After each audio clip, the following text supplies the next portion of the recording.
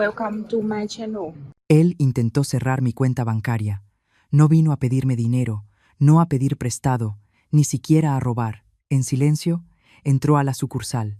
Dijo que yo estaba incapacitada y entregó un poder notarial falsificado con el nombre de mi esposo fallecido. Tengo 78 años. Todavía manejo, cocino, camino sin bastón. Aún recuerdo la combinación de mi primer casillero en la preparatoria, pero según mi hijo, no estoy en condiciones de manejar mis propias finanzas. Las manos del empleado del banco temblaban ligeramente cuando me lo dijo. Se llamaba Miguel, joven, educado, quizá de unos 30 años. Señora Francisca, no procesamos nada. Nos preocupó la documentación, por eso le pedimos que viniera hoy. No dijo la palabra fraude, pero estaba ahí, flotando en el aire, clara y cortante.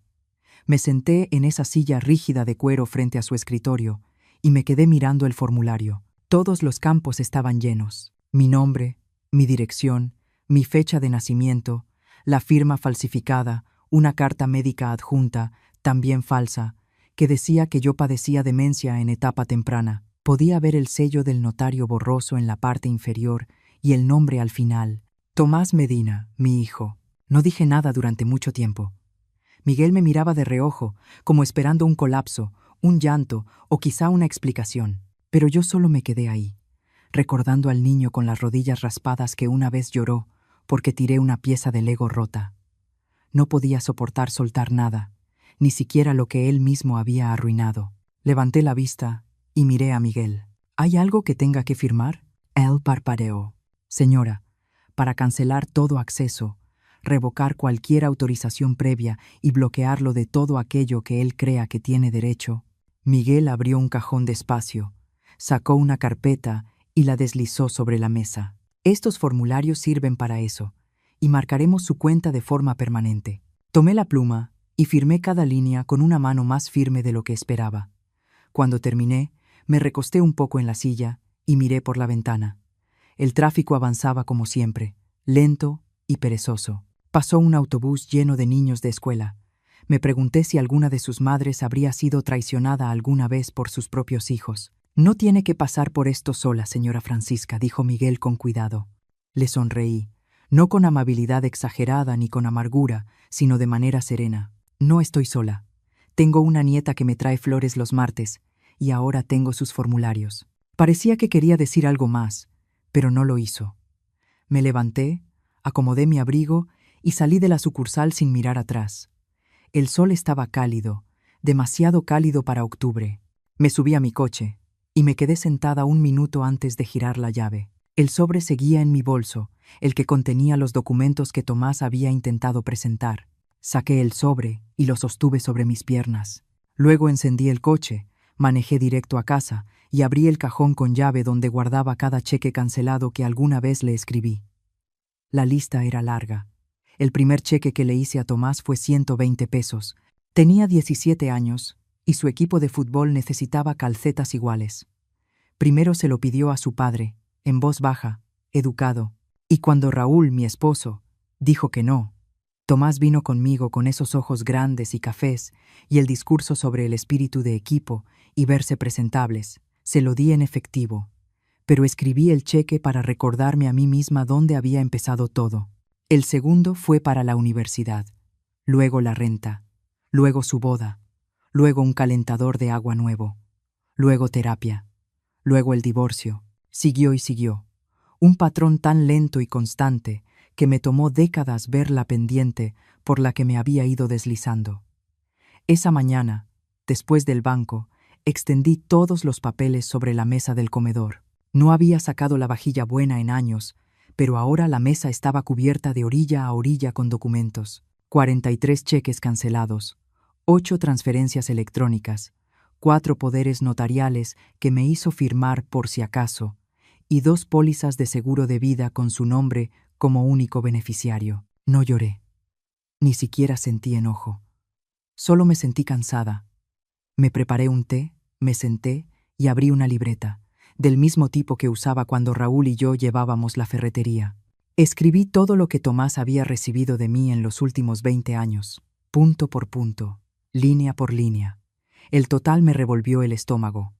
412,680 pesos, sin contar el súper, sin contar los viajes de cumpleaños, ni las tarjetas de gasolina, ni las cuentas médicas de su hija cuando no pudo meterla a su seguro, sin contar el amor. Alrededor del mediodía, sonó el teléfono.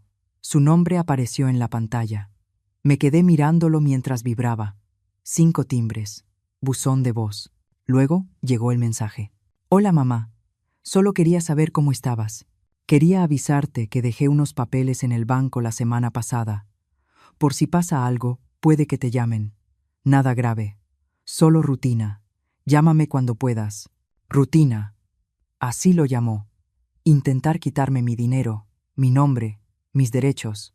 Rutina. Tomé aire despacio y marqué a otro número, uno que no usaba desde hacía casi 5 años. Mi abogada, licenciada Débora Landeros. La última vez que hablamos fue después de que Raúl murió. Despacho Landeros. Soy Francisca Medina, dije.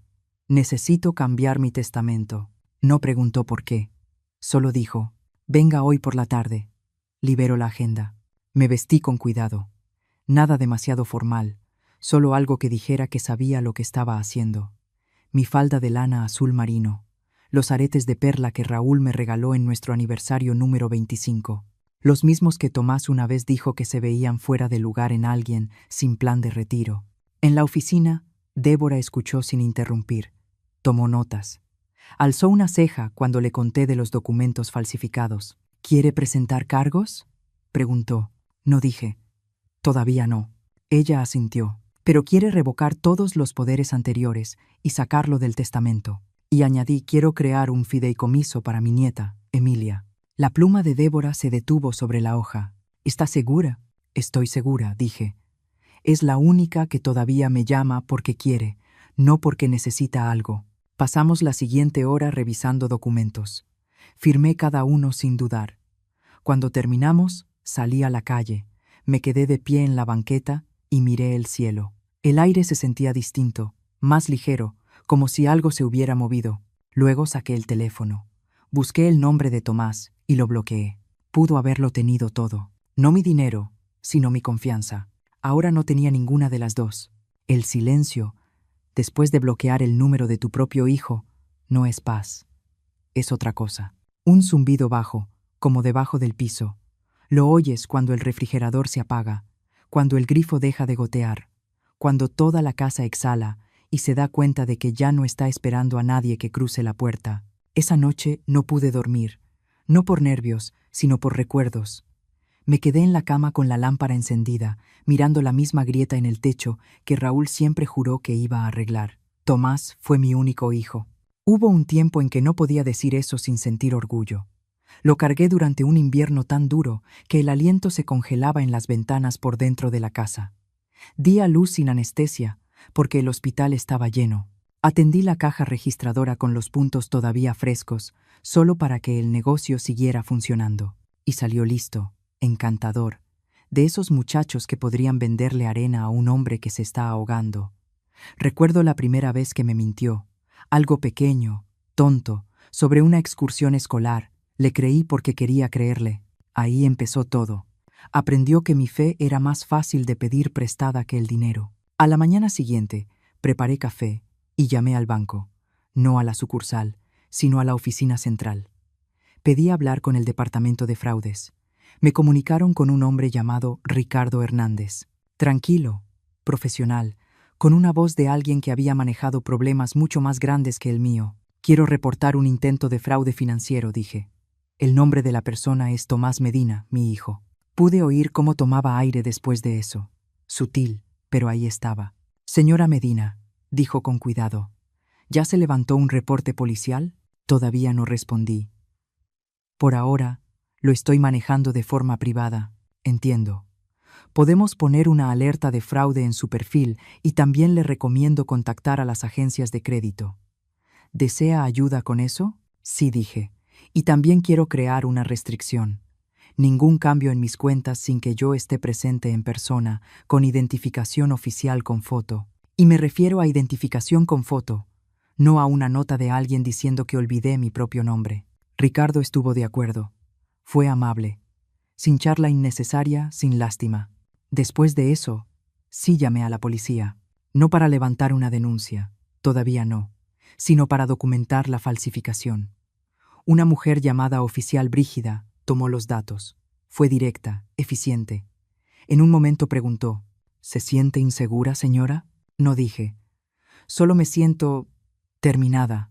Ya era mediodía cuando colgué el teléfono. Me senté en la mesa de la cocina y me quedé mirando la pequeña libreta con el total acumulado del dinero que Tomás había tomado a lo largo de los años. Pasé la página. Arriba escribí, cosas que todavía tengo. Una casa sin hipoteca. Un coche que funciona. Un jardín lleno de jitomates. Una nieta que todavía me dice abuela, y lo dice de verdad. Mi nombre, mi cuenta, mi historia. Me quedé mirando esa última línea más tiempo que las demás. Mi historia, no la suya. Tomás siempre contaba la historia de la madre indefensa que no habría sobrevivido a la muerte de Raúl sin su guía. Se hacía el héroe en salas donde yo no estaba. Antes lo dejaba pasar. ¿Qué importaba? Pero ahora importaba, porque cuando alguien intenta borrarte, más vale asegurarte de que no sea quien escriba el final. No me había dado cuenta de cuánto tiempo llevaba en silencio hasta que Emilia tocó a la puerta esa tarde. Ella siempre mandaba mensaje antes, siempre me llamaba abuela con esa voz firme que tiene. Nunca empalagosa, nunca falsa. Pero esta vez simplemente apareció. Escuché su coche estacionarse. Era un coche compacto viejo con el problema del mofle. Y para cuando abrí la puerta, ya iba subiendo los escalones del porche con una bolsa del súper en los brazos. Traje sopa, dijo, extendiéndola como una ofrenda de paz. Me hice a un lado y la dejé pasar. La casa todavía olía ligeramente a café y a tinta de impresora por los formularios que había firmado. Emilia no dijo nada hasta que llegamos a la cocina. Dejó la bolsa, se quitó la chamarra y me miró con esos mismos ojos a los que una vez les limpié lágrimas cuando se raspó las rodillas a los 4 años. Mi papá está fuera de sí, dijo. No me moví. Solo serví té. Me llamó 5 veces hoy. Dijo que estás confundida, que estás exagerando, que tú... Se detuvo. Podrías estar teniendo un episodio tardío, lo que sea que eso signifique. Revolví miel en mi té y dejé la cuchara con cuidado. ¿Dijo eso? Ella asintió, mordiéndose el labio. Le dijo a la tía Lorna que intentaste cerrar tu propia cuenta y que te olvidaste a la mitad, que el gerente del banco tuvo que sacarte. Ah, ¿sí? Emilia se inclinó hacia adelante. ¿Algo de eso es cierto? La miré a los ojos. No, soltó el aire despacio y se recargó en la silla. Bien, porque no sonaba a ti, y eso le dije. Le dije, si mi abuela se olvidó de algo, es porque está cansada de recordar por todos los demás. Sonreí. No porque fuera gracioso, sino porque era verdad. No estoy perdiendo la cabeza, dije, más para mí que para ella. Pero creo que por fin dejé de perder la paciencia. Emilia estiró la mano y tomó la mía. Estaba tibia, con callos de trabajar en la librería. No era el tipo de chica que usa uñas acrílicas ni sube selfies. Usaba chamarras de segunda mano y recordaba cumpleaños sin necesitar recordatorios de redes sociales. ¿De verdad intentó cerrar tu cuenta? Falsificó el nombre de Raúl, dije. Metió una carta diciendo que tengo demencia. Intentó llevarse todo. Emilia se quedó helada. ¿Pero por qué? Siempre lo has ayudado. Tomé la libreta del mostrador y la giré hacia ella. En la segunda página, 412,680 pesos. Sus ojos se abrieron. Abuela, eso es toda tu vida. Asentí, y aún así no le bastó. Nos quedamos en silencio un rato. Afuera, el viento levantó hojas secas sobre la banqueta. Uno de esos días de otoño que te hacen consciente del tiempo, no de forma triste, solo honesta. Como si la naturaleza no mintiera. Finalmente, Emilia preguntó, ¿qué vas a hacer? Ya lo hice, respondí. Está bloqueado de mis cuentas. Los bancos marcaron su nombre. Los abogados rehicieron el testamento. ¿Yo? Tú dije. Apretándole la mano ahora tienes un fideicomiso. No una fortuna, pero lo suficiente para la escuela, la renta, para lo que te dé libertad. Se le cayó la mandíbula. Abuela, yo no vine por... Lo sé, la interrumpí con suavidad. Por eso es tuyo. Se cubrió la cara con las manos. Pude ver cómo le temblaban los hombros. No por avaricia, no por culpa, sino por ese reconocimiento suave y doloroso de que alguien la había visto, elegido, creído en ella. Siempre has tenido una llave de esta casa, dije. Ahora tienes algo más. Emilia bajó las manos y me miró como si quisiera memorizar mi cara. Él va a estar furioso. Eso espero, dije con calma. Tal vez la furia se sienta lo suficientemente distinta al derecho que cree tener como para despertarlo. Y por primera vez en mucho tiempo, sentí algo parecido al orgullo subir en mí. No por lo que había dado, sino por lo que por fin había recuperado. Mi voz. La carta llegó 2 días después. Un sobre grueso, mi nombre escrito a máquina en el frente, sin remitente. Reconocí la letra de la nota interior, incluso antes de abrirla. Tomás nunca aprendió bien cursiva. Sus R's siempre parecían abejas incompletas. Adentro, una carta de 3 páginas, doblada con esa precisión que intenta pasar por sinceridad. Me senté en la mesa de la cocina, la desdoblé con cuidado y empecé a leer. Querida mamá, lamento que las cosas hayan llegado a este punto. Creo que ha habido un gran malentendido. Nunca quise hacerte daño. El papeleo del banco solo era una precaución. Te estás haciendo mayor. Y yo solo trataba de asegurarme de que todo estuviera en orden en caso de una emergencia. No falsifiqué nada. Solo llené lo que el empleado me dijo. Tal vez alguien más cometió un error. La audacia de cada frase golpeaba como una bofetada fría. Una precaución. Usar el nombre de mi esposo muerto era una precaución. Mentirle al banco sobre mi salud mental era un acto de amor. Seguí leyendo. Ahora me doy cuenta de que quizá debía haberme comunicado con más claridad. He estado bajo mucha presión últimamente. El trabajo es inestable y la colegiatura de Emilia es una carga. Pensé que, si podía manejar mejor las cosas, todos estaríamos mejor. No quise que te enteraras así. Estaba tratando de protegerte. Por favor, llámame. Estoy preocupado por ti, preocupado por mí. Esa última línea fue la peor de todas. Espero que puedas perdonarme. Sentémonos a hablar como familia.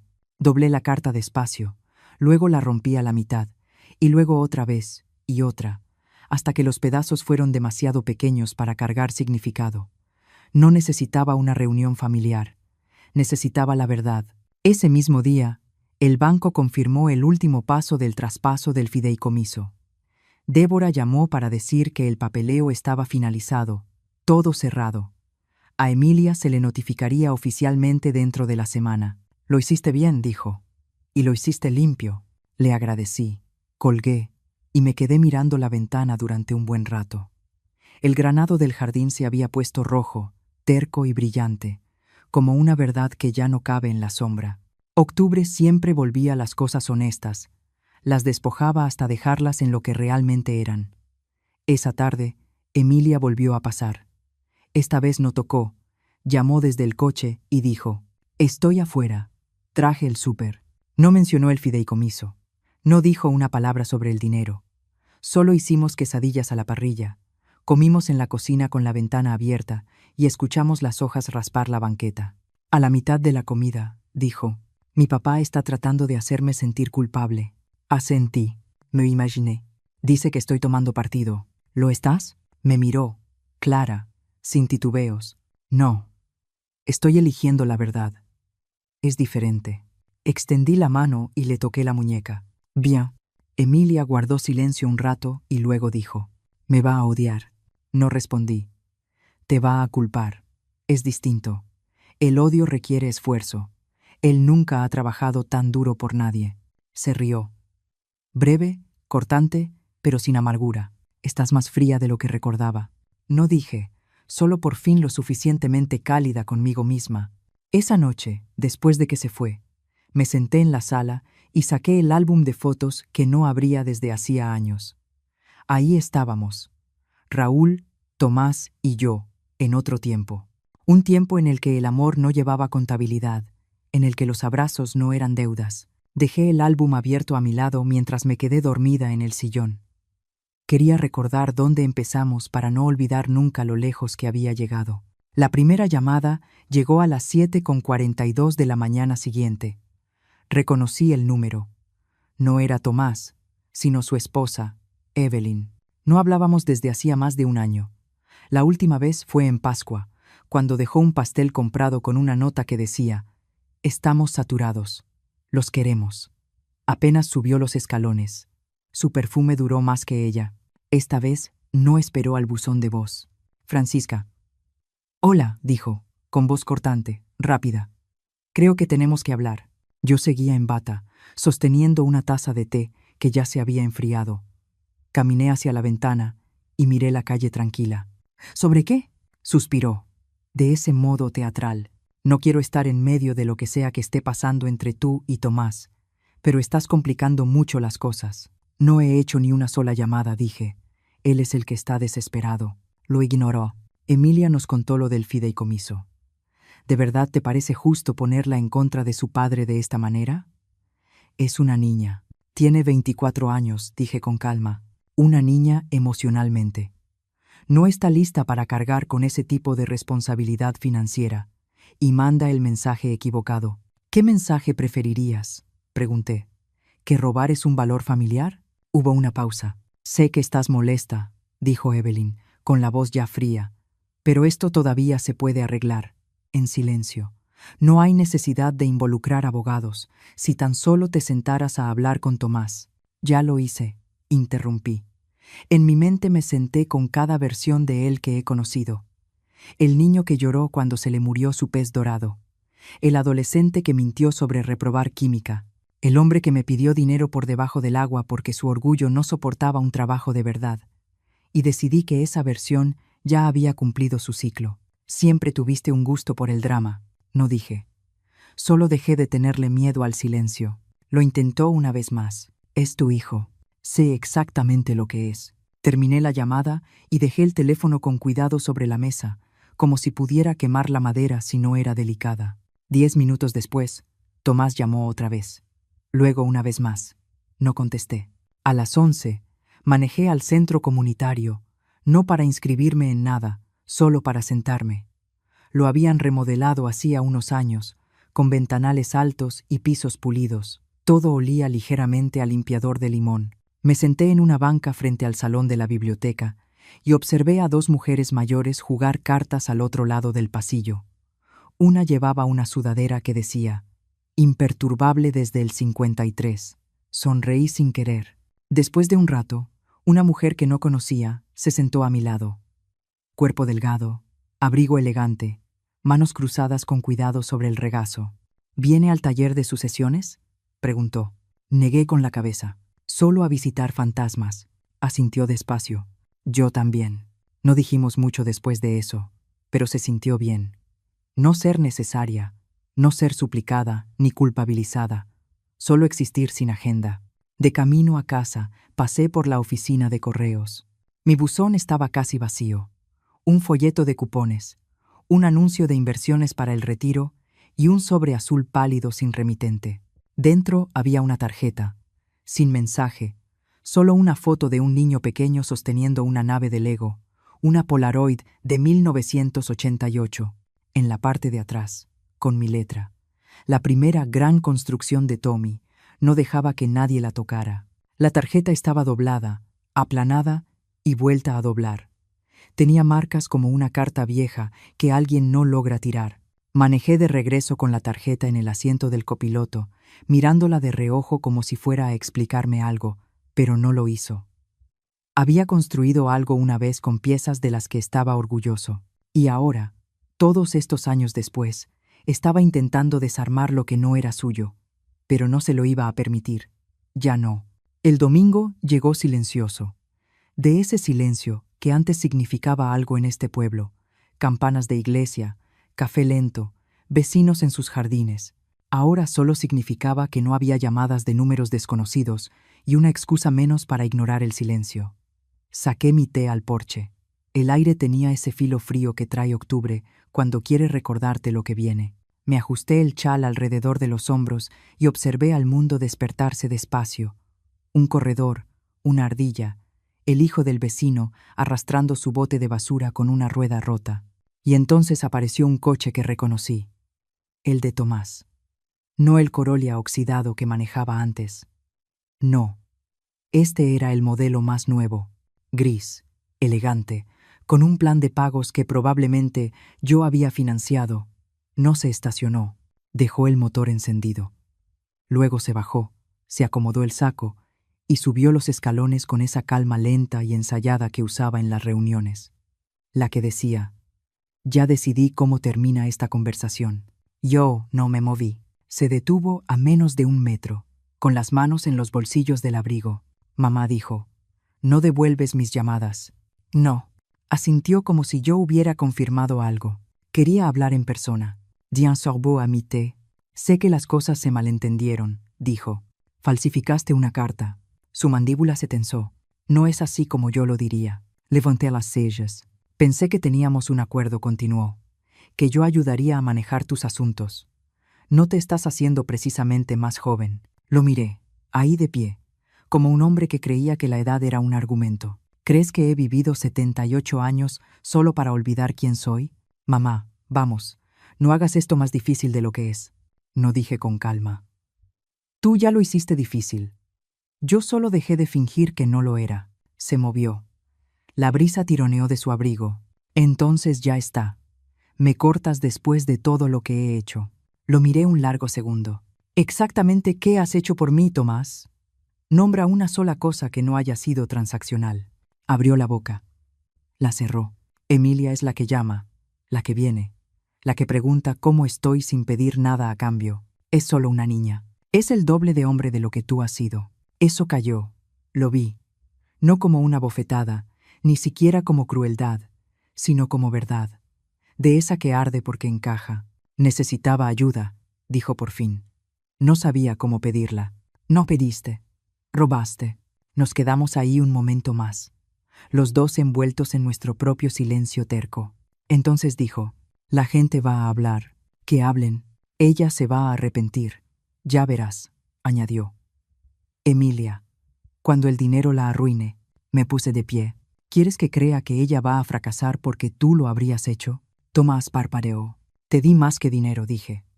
Te di tiempo, techo, perdón. Convertiste todo en una herramienta de presión y la perdiste. Miró hacia las tablas del porche. ¿Entonces de verdad vas a tirar a tu propio hijo? No, dije. Tú hiciste eso. Yo solo me niego a recogerte otra vez. Y con eso, me di la vuelta y entré a la casa. No azoté la puerta. No la cerré con dramatismo. La cerré despacio, deliberadamente. Detrás de mí, la casa suspiró como si hubiera esperado mucho tiempo a que alguien por fin hiciera eso. No supe de él durante una semana. Ni llamadas, ni cartas, ni siquiera un golpe culposo en la puerta. El silencio no se sentía como paz, todavía no. Se sentía como el ojo de algo, como la calma antes de una decisión. Luego llegó el correo electrónico. El asunto era corto. Solicitud de mediación. El remitente, Evelyn Medina. Lo escribió como una carta de negocios, formal, puntuada, con mayúsculas, donde antes vivían emociones. Estimada Francisca, Tomás y yo creemos que sería del mejor interés de todos tener una conversación mediada. Existen varios malentendidos y complicaciones legales que deberían resolverse antes de que esta situación se haga innecesariamente pública o escale más. Estamos dispuestos a reunirnos en un lugar neutral. Si está de acuerdo, por favor responda con su disponibilidad. Esperamos manejar esto con madurez y respeto. No respondí, no porque me faltaran palabras, sino porque ya no merecían las mías. Imprimí el correo, lo doblé a la mitad y lo coloqué bajo el pisapapeles de cerámica que Raúl me regaló el año en que olvidó nuestro aniversario, una pequeña disculpa con forma de faro. Antes me había parecido romántico, ahora parecía más una advertencia. 2 días después, llegó una carta de su abogado. La abrí con manos firmes, sentada en la mesa del comedor, con mi té y el zumbido bajo del radio de fondo. El nombre en el membrete no me resultaba familiar, pero el tono sí, educado, cargado de presión, disfrazado de sugerencia y afilado por el dinero. Nuestros clientes, los señores Medina, consideran que los cambios recientes realizados en los documentos de planeación patrimonial se llevaron a cabo bajo coacción emocional y sin la debida orientación legal. Solicitamos una revisión de las decisiones que involucran transferencias financieras y asignaciones testamentarias, en particular aquellas relacionadas con el fideicomiso, ahora a nombre de la señorita Emilia Medina. Leí la carta completa y luego otra vez. Sonreí, porque la desesperación tiene un olor, y ellos la llevaban puesta como colonia. Llamé a Débora a la mañana siguiente y le conté lo que había llegado. Me pidió que la leyera en voz alta. Lo hice. Se rió a la mitad. ¿Quieres que responda? No dije. Quiero que esperes. Démosles más cuerda. ¿Segura? Tengo 78 años. He vivido guerras, pérdidas, partos, el colapso de un negocio familiar y un esposo que murió un martes pero dejó amor como si fuera interés sobre un préstamo. He sobrevivido cosas peores que un membrete. Débora se rió. Sabes, ahora das un poco de miedo. Debí haberlo sido antes. Más tarde ese día, llamé a Emilia. Contestó al segundo timbrazo. Abuela, ¿todo bien? Recibí una carta, dije. Hubo una pausa. Sí, continué. Quieren mediación. Evelyn escribió primero, luego su abogado. Emilia guardó silencio un momento. Cuando habló, su voz era baja. ¿Puedo devolverlo, abuela? ¿El fideicomiso? No, pero si ellos... No repetí. No vas a devolver lo que no fue robado. Tú no pediste esto. Yo te lo di. Eso importa. No quiero empeorar las cosas. No lo estás haciendo, dije. Tú fuiste lo que las mejoró. Soltó el aire. Pude oír cómo le temblaba un poco. Probablemente vayan por ti después, añadí. Culpa, amenazas, comidas familiares llenas de silencio y miradas pesadas. Solo quiero que sepas que confío en ti. No voy a ceder, dijo. Lo prometo. Lo sé. Esa noche me senté en la sala, con la lámpara baja y la carta a mi lado. Pasé los dedos por el nombre en relieve del abogado, un hombre que probablemente pensó que una mujer de 78 años, sin educación formal, temblaría ante un cese y desista. No sabía que yo arreglaba válvulas de plomería comercial con las manos desnudas, que calculaba interés compuesto más rápido que sus pasantes, que una vez salvé nuestra tienda de la ejecución vendiendo 50 podadoras en un fin de semana porque prometí a cada cliente un pastel casero. No me asusto fácil. Que manden cartas, que le llamen guerra. He estado en batallas donde el enemigo vestía duelo, no Gucci. Esto no es una guerra. Es un ajuste de cuentas. La siguiente escalada no llegó por correo. Llegó en forma de golpe en la puerta. Un ritmo lento, deliberado, no vecinal, no nervioso. El tipo de golpe diseñado para anunciar control. No me moví al principio. Estaba en el cuarto de atrás, revisando la ropa de invierno. Pero los golpes continuaron. Medidos, pacientes. Cuando abrí la puerta principal, Evelyn estaba en mi porche con un abrigo color camello. El cabello recogido tan apretado que parecía una máscara. Sostenía un portapapeles. No un bolso, no una bolsa, ni siquiera guantes, aunque la mañana era lo suficientemente fría como para picar. «Buenos días», Francisca dijo, como si esto fuera normal. «No lo es», respondí, y no la invité a pasar. Ella no esperó. Dio un paso al frente, como si mi entrada le perteneciera. Me planté en el umbral, bloqueando el paso. Ajustó el portapapeles. Pensé que podríamos hablar cara a cara. No ha respondido a ninguna de nuestras comunicaciones. Es intencional. Sonrió, educada, afilada. Entiendo que está molesta. No estoy molesta, dije. No me interesa. Ella miró por encima de mi hombro hacia la casa, como si buscara señales de fragilidad. Un desastre, una estufa olvidada, algo que pudiera usar. Has tomado decisiones que afectan a toda nuestra familia, no dije. Tomé decisiones que afectan a mi dinero, y tú no tienes derecho ni a una cosa ni a la otra. Evelyn cambió el peso de un pie al otro. Vi la rigidez en su mandíbula, luego las grietas detrás de la cortesía. Le estás haciendo esto difícil a Emilia. Ella lo está manejando perfectamente. La están manipulando. Siempre has tenido una influencia extraña sobre ella. Casi me reí. Estás confundiendo amor con influencia. Es fácil cuando nunca has sentido ninguno de los dos. Eso fue suficiente. Sus ojos se endurecieron. Me extendió el portapapeles. Estoy aquí para ofrecer una última propuesta. Si disuelves el fideicomiso y regresas los fondos a una cuenta familiar central, nosotros retiramos cualquier investigación legal y manejamos todo en privado, sin daño a reputaciones, sin atención innecesaria. No tomé el portapapeles. ¿Crees que le tengo miedo a la atención? Pregunté. Creo que no estás pensando con claridad. Esto lastima a todos. Esto protege a todos de él. Ella tomó aire. Es tu hijo. Asentí. Y tú eres su espejo. Durante un largo momento, ninguna de las dos se movió. Entonces ella soltó por completo la máscara amable. «Estás quemando el puente», dijo, plana. No respondí. «Ustedes le prendieron fuego hace años. Yo solo dejé de fingir que seguía siendo un camino». Se dio la vuelta bruscamente y bajó los escalones, los tacones sonando como acusaciones. El portapapeles seguía en sus manos, sin una sola firma. Yo me quedé en el umbral, viéndola irse, con el viento tironeándole el abrigo. Justo antes de llegar al coche, volteó. «Le enseñaste a Emilia a ser cruel». Sonreí. «No. Le enseñé a no heredar el silencio», y cerré la puerta. Esta vez sí la aseguré, no por miedo, sino por final. Más tarde esa noche, encontré un buzón de voz de Emilia. «Abuela, ¿fue? Acabo de oír a mi papá. Dijo algo de una última rama de olivo. Yo estoy preocupada. ¿Estás bien?». La llamé de inmediato. Su voz estaba tensa cuando contestó. «Estoy bien», dije con suavidad. Y ella trajo un portapapeles, no una rama de olivo. «¿Firmaste algo?». «Yo no firmo mentiras». Se quedó callada. Entonces les dije que no me reuniría con ellos sin ti. Dijeron que estabas inestable, que habías manipulado al banco, a la abogada, a mí. Dejé que eso se quedara en el aire un segundo. «¿Y les crees?». No dijo, pero dolió oírlo de él. Otra vez el silencio. Las dos, en casas distintas, con el mismo dolor. El dolor de entender que la familia puede decepcionarte más hondo que cualquier extraño. Por fin, dijo, «No lo voy a devolver. El fideicomiso. Me da igual lo que amenacen.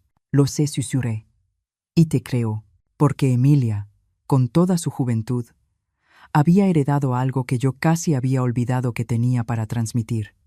No solo dinero, columna. Alguna vez leí que la fuerza no es ruidosa, es silenciosa, arraigada, lenta para doblarse. Esa semana, la mía sonó como tazas de té, regresando con cuidado a sus platillos, como un teléfono que suena sin respuesta, como papel deslizándose dentro de una carpeta, un documento a la vez, sin gritos, sin represalias, solo silencio, pesado, deliberado, pero no todos apreciaban ese tipo de silencio. 2 días después de la visita de Evelyn, recibí un mensaje de un hombre llamado Pedro Lang, asesor financiero. Al parecer, el de Tomás y Evelyn. Dejó un buzón de voz con esa voz que parecía recién impresa. «Señora Medina, represento ciertos intereses de su hijo y su esposa. Me comunico para solicitar aclaración respecto a transferencias recientes de activos. Creemos que algunas pudieron haber ocurrido bajo presión emocional y existe preocupación sobre su capacidad para manejar decisiones tan significativas. Si usted está dispuesta, nos gustaría ayudarle a reequilibrar su patrimonio de una manera que proteja su legado y la unidad familiar». Unidad familiar. Era un nuevo sabor de manipulación. No devolví la llamada. En su lugar, reenvié el buzón de voz a Débora. Ella respondió dentro de la hora. «No se preocupe, están pescando, pero les mandaré un cese de contacto formal. Ya es momento de dejarlos asentados en expediente. Bien, que hablen con abogados, que paguen cada hora que intenten torcer la verdad para convertirla en duda». Yo había pasado suficientes años subvencionando sus maniobras. Ahora podían subvencionar sus propias fantasías. Más tarde esa noche, horneé. No para ellos, para mí, pan de plátano, con la receta que la mamá de Raúl me dio cuando recién nos casamos, manchada con mi letra, la tinta deslavada donde una vez derramé vainilla. Hacía años que no horneaba sin una razón, sin cumpleaños, sin colecta, sin obligación. Solo porque quería que la casa oliera cálida otra vez. A la mitad sonó el timbre. Por un momento pensé en no abrir, pero algo me dijo que no eran ellos.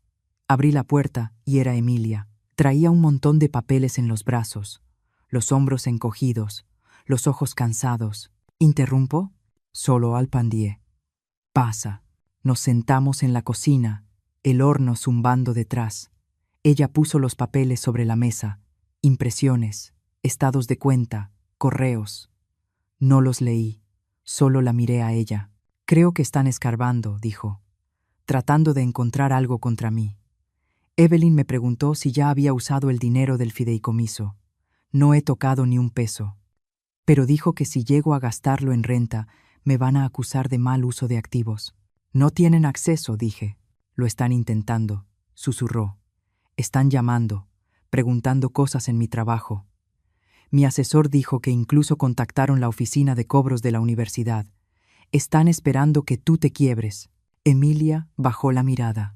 Una parte de mí quiere, solo para que se detenga, no dije. A los cobardes no se les da lo que quieren. Asintió despacio, pero vi el peso en su espalda, cómo sus dedos pellizcaban la esquina del papel.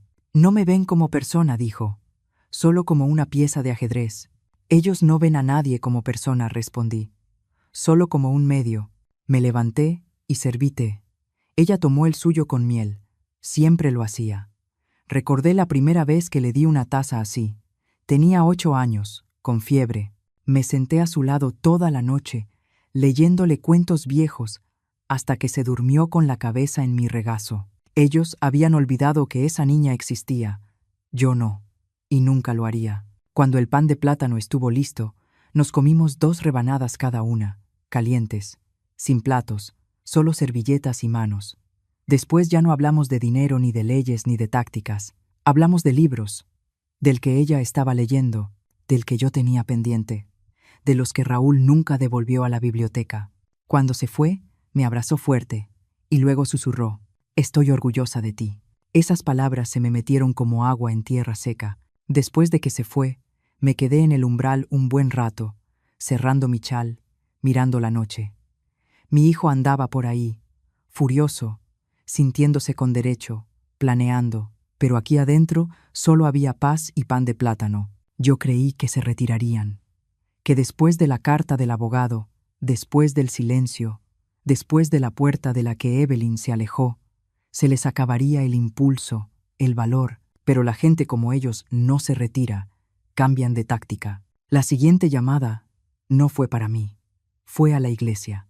El padre Héctor me telefoneó esa tarde, suave como siempre. Lleva casi 20 años guiando a nuestra pequeña congregación, siempre con manos que huelen a toronjil y una voz capaz de calmar al niño más inquieto. Francisca dijo, «Recibí una visita de Tomás, por supuesto. Le dije que no nos metemos en disputas familiares», continuó con cuidado, «pero pensé que debías saberlo.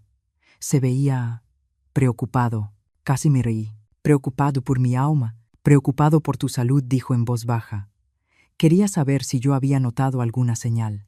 Ahí estaba, el goteo lento del veneno.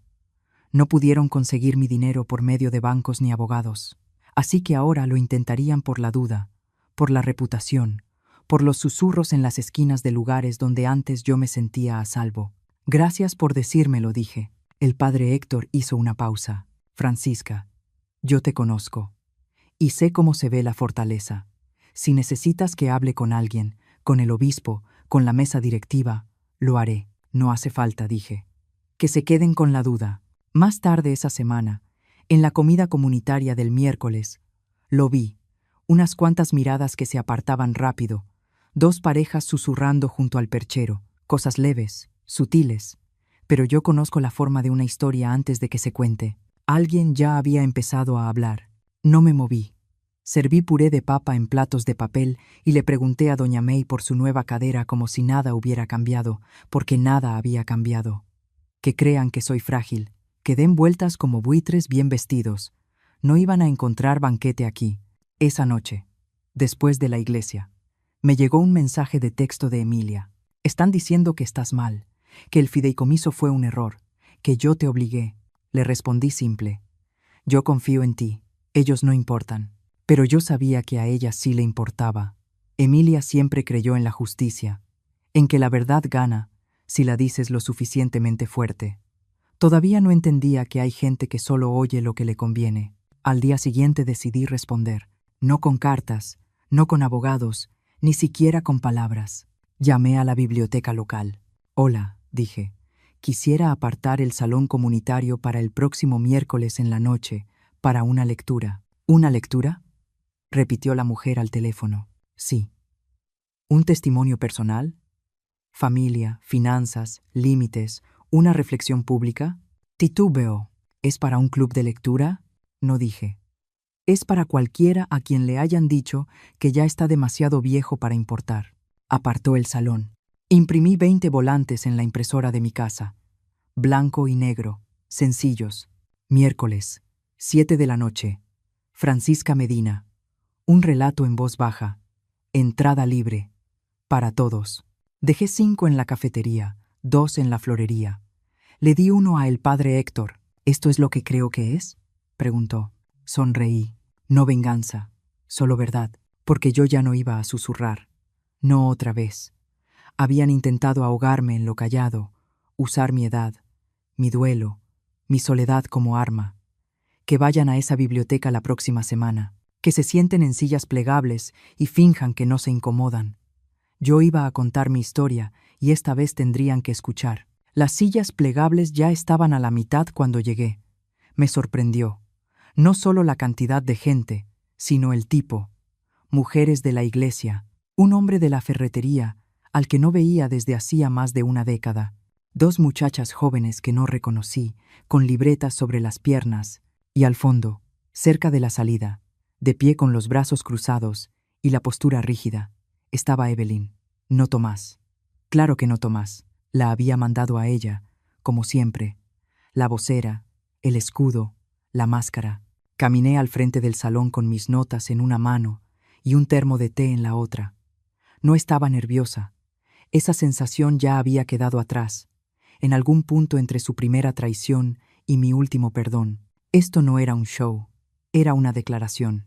El padre Héctor estaba en la primera fila. Emilia entró sin hacer ruido y se sentó junto a ella. Crucé la mirada con mi nieta y asentí una sola vez. No sonrió. Se veía seria. Lista.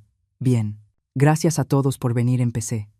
De pie detrás de un atril pequeño, sin micrófono, sin amplificación, solo yo.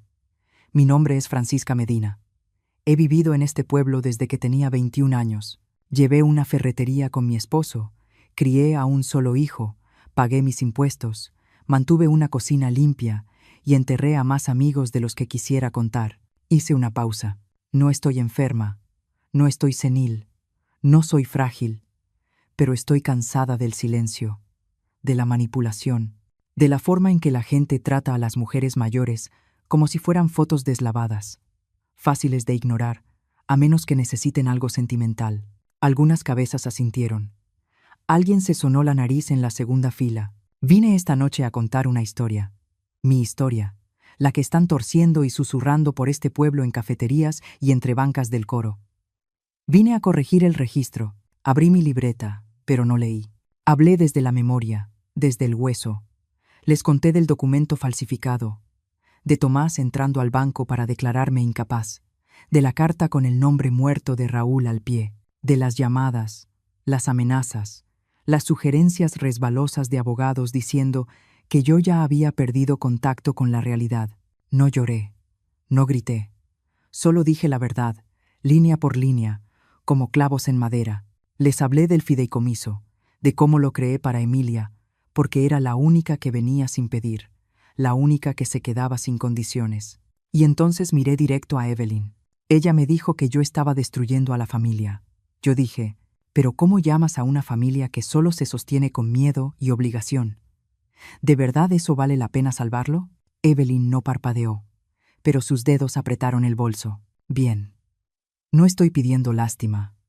No estoy pidiendo aplausos. Solo quiero que la verdad viva en algún lugar fuera de mi cuerpo antes de que sea tarde. Toméaer. Sé que muchos aquí tienen hijos, nietos. Sé que algunos cargan secretos, vergüenza, quizá arrepentimiento. Tal vez están sentados pensando, me he quedado callado demasiado tiempo. Conozco esa sensación. Miré alrededor. A la mujer de la tiendita que una vez me prestó azúcar, al hombre de la funeraria, a Emilia mirándome como un faro. Bueno, dije, esta soy yo diciendo que nunca es demasiado tarde. Di un paso atrás. Sin reverencia, sin dramatismo, solo el silencio de un salón aprendiendo a escuchar otra vez. Después no hubo aplausos. Hubo algo mejor. Quietud. Esa quietud que no necesita ruido para probar que te oyó. Y luego, uno por uno, la gente se levantó. Unos me dieron la mano, otros me abrazaron. Unos pocos solo asintieron, ojos húmedos, labios tensos. Yo no necesitaba palabras. Esa noche ya había dicho suficientes. Emilia pasó al final. No dijo nada. Solo me rodeó con los brazos como si intentara sostener todo lo que el mundo había querido separar. Y entonces susurró: «Te veías más alta hoy». Me reí. Eso pasa cuando dejas de cargar vergüenza. Detrás de ella, Evelyn ya se había ido. Se escurrió por la puerta lateral como humo, como culpa, evitando la luz. No me importó. Que corra, que vaya y reporte, que se encierren a hervir en cuartos llenos de resentimiento y control fallido. Yo había hecho lo que vine a hacer. Y esa noche, por primera vez en mucho tiempo, dormí sin soñar explicaciones. Desperté con rosas. 3 tallos amarillo pálido dentro de un frasco de vidrio, dejados en mi porche sin nota, sin tarjeta, sin firma.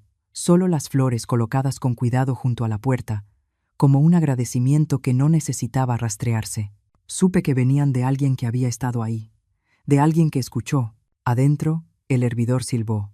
Serví mi té, me senté junto a la ventana y vi la calle respirar. Pasó una persona paseando a su perro, un niño con una mochila demasiado grande para su cuerpo, la vida, sin enterarse de que algo había cambiado. Pero sí había cambiado. No en titulares, no en documentos legales. Adentro. Más tarde esa mañana, Emilia llamó. «Están callados», dijo. Demasiado callados. Se refería a Tomás y Evelyn. Yo entendí la preocupación. Esa quietud no era rendición. Era estrategia. El silencio de quienes juegan a largo plazo, de quienes no les importa esperar si creen que con el tiempo te vas a desgastar. Pero yo ya no estaba cansada. No así. «Ahora ya saben», dije. «Todos. El pueblo, la iglesia, tu jefe, el banco. Esa historia que querían inventar ya tiene contrapeso». Emilia suspiró. «Me siguen llamando de un número que no deja mensajes. Bloquéalo». Lo hice, pero siento como si estuvieran dando vueltas, esperando algo. «Están esperando que te quiebres», dije. «Así que no lo hagas». Hubo una pausa. No están acostumbrados a escuchar un «no», pues les va a salir fluido. Colgué y me vestí despacio. Iba a salir al pueblo. No por mandados, sino por presencia. A veces importa, simplemente, que te vean. En la cafetería, la dueña, Miranda, me dio el té de cortesía. No dijo por qué. Yo tampoco pregunté. Entre las dos pasó una solidaridad silenciosa. Me senté junto a la ventana y leí el periódico, dejando que lo normal se me metiera en los huesos. Entonces entró Evelyn. Esta vez no traía portapapeles, ni abrigo como armadura, solo jeans, un suéter y una cara que parecía tallada en mármol frío. Me vio, se detuvo un instante y luego caminó directo a la barra. Pidió su bebida, esperó. No dijo nada, pero no dejaba de mirar hacia mi mesa. Destellos, señales. Cuando se dio la vuelta para irse, se detuvo junto a mí. «Vaya discurso», dijo. Yo no levanté la vista del periódico. «La verdad no necesita adornos. Convertiste a este pueblo en tu jurado». No dije, doblando el periódico con cuidado. Solo dejé de permitirte escribir el testimonio. Ella cambió su postura. «¿Crees que algo de esto va a importar cuando entren los abogados?» «Ya importa. La gente me cree y, más importante, yo me creo». Inclinó la cabeza, estudiándome como un rompecabezas que antes era fácil. «Siempre fuiste dramática». No dije. Yo era callada. «Tú confundiste eso con acuerdo», bufó y dio un paso atrás. «Pero antes de que se fuera», añadí, «puedes seguir dando vueltas, seguir llamando, seguir inventando historias. Pero te lo prometo, Evelyn, cuando baje el polvo, lo único que te va a quedar es el eco de tu propio derecho». No respondió. Se fue. Y esta vez, el lugar no me miró a mí, la miró a ella. Más tarde, en casa, me senté en la cocina con las rosas frente a mí. Toqué un pétalo, suave, terco en su brillo. Luego abrí el cajón con llave donde guardaba mi testamento. Agregué una nota, no legal, solo personal. A Emilia. Por si algún día dudas de tu valor, acuérdate de esto. No heredaste dinero. Heredaste la prueba de que mantenerte firme no es lo mismo que ser cruel. Con amor, tu abuela. Doblé la nota, la puse debajo de los documentos y cerré el cajón. Que los otros prepararan demandas, susurros, estrategias. Yo tenía legado, y ni ellos podían robar eso. Llegó en silencio, como llegan la mayoría de los finales. Una carta, por correo certificado, con acuse de recibo. Mi nombre escrito a máquina, el sobre grueso pero sin peso en significado. El remitente. Tomás Medina y Lang. Asociados. Débora me llamó antes de que yo la abriera. No es una demanda, dijo. Es una propuesta de acuerdo. Claro que lo era. Habían probado al pueblo, me probaron a mí, probaron a Emilia, y no encontraron grietas. Así que ahora hacían lo que hace la gente con derecho, cuando se le escurre el poder entre los dedos. Ofrecer un compromiso diseñado para parecer misericordia. Abrí la carta con un cuchillo de mantequilla y la extendí sobre la mesa de la cocina como si fuera una reliquia. Para Francisca Medina, con el fin de preservar lo que queda de la dignidad de nuestra familia y evitar mayor vergüenza pública, proponemos lo siguiente. Usted acepta disolver el fideicomiso a nombre de Emilia y restablecer la distribución financiera previa, descrita en su plan patrimonial de 2019. A cambio, aceptamos cesar cualquier desafío legal y reputacional y abstenernos de futuras acciones o contacto. Esta es una oferta única. Por favor, considere el impacto en su nieta y la unidad a largo plazo de nuestra familia. Con respeto, Tomás y Evelyn Medina. Sin firma de abogado, solo la de ellos. No era estrategia legal, era desesperación con traje. La leí 2 veces, y luego una vez más despacio, cada frase intentando doblarse hasta parecer razón, hasta parecer decencia. Pero la mentira sonaba fuerte en cada línea. No estaban ofreciendo paz, estaban ofreciendo silencio. El mío. Emilia vino esa tarde. Le extendí la carta sin decir nada. La leyó rápido, con la vista corriendo, el rostro inmóvil. Cuando terminó, levantó la mirada. ¿Vas a contestar? Sí, dije. Ya contesté. Le mostré el sobre que ya tenía listo. Mi respuesta. 2 líneas, a mano, sin membrete, sin lenguaje legal. No, mi dignidad nunca fue suya para negociarla. Emilia soltó el aire despacio y sonrió. Una cosa pequeña, orgullosa y quieta. ¿Puedo llevarla al correo? Asentí. Se fue 10 minutos después con el sobre en la mano, el cierre del abrigo subido contra el viento. Me quedé en la ventana mucho después de que su coche se alejó. Dejé que la quietud me envolviera como una canción vieja. Y pensé, no por primera vez, en todo lo que había perdido en esta pelea.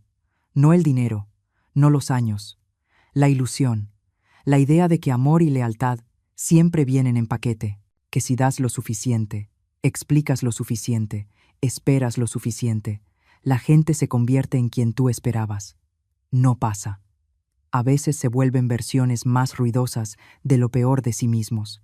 Y a veces lo mejor que puedes hacer, lo más amoroso, no es perseguir, no es rogar, no es enseñar, sino detenerte. Plantar los pies en la verdad y dejar que los demás se mareen solos. Esa noche escribí una carta más. No para Tomás, no para Evelyn, para mí, Francisca. Esperaste demasiado para creer que tenías razón, pero ahora lo crees. Y eso cuenta. Que el mundo lo llame terquedad. Tú lo conoces como supervivencia. Tú lo conoces como paz. Que eso sea suficiente. Guardé la carta al fondo de mi libreta. La cerré con cuidado. Luego apagué las luces, aseguré las puertas y dormí. Sin sueños, sin fantasmas, sin ruido. Solo sueño. El sol entró por las cortinas de encaje, suave, sin prisa. Octubre iba de salida, el dorado cediendo al gris. Ese aire que huele a final. Me levanté despacio. Ya no había prisa. No había teléfono que vigilar. No había carta que esperar. El buzón llevaba días vacío. El silencio ahora se sentía ganado, como un cuarto ventilado después de años de aire rancio. Emilia llegó con roles de canela, todavía tibios en la caja. Nos sentamos en la mesa de la cocina como antes, el radio murmurando canciones viejas que las dos fingíamos no sabernos. Se quedaron callados, dijo, entre mordidas. Y así se van a quedar, respondí. Ella asintió. Mi papá me borró. Me eliminó de redes. También borró fotos viejas. Me encogí de hombros. ¡Que borre! Nosotros todavía tenemos memoria, sonrió. Pero era una sonrisa cansada. No de niña. De mujer. De esas que ya aprendieron que hay gente que no regresa y que eso no siempre es tragedia. La miré bien. No solo traía mi sangre. Traía mi lección. No pidió poder. No exigió herencia.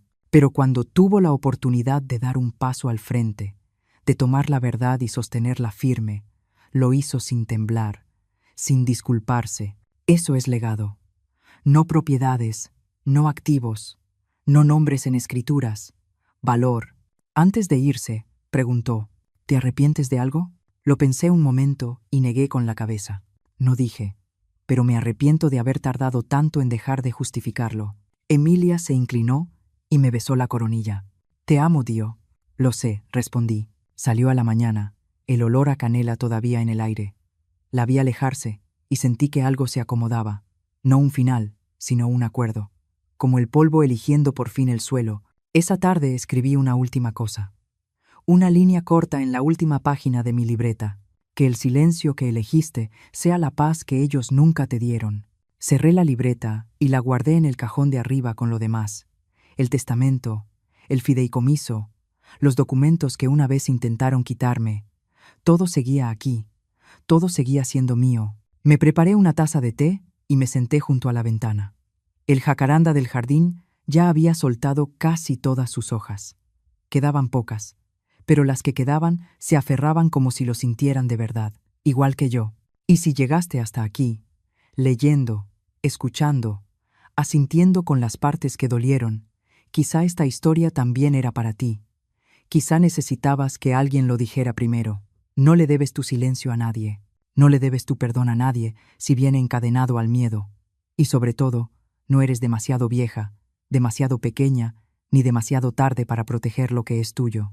Si esta historia significó algo para ti, deja un comentario, compártela o mándasela a alguien que necesite escucharla. No porque yo necesite atención, sino porque alguien más tal vez todavía está esperando hablar. Que esto sea su señal,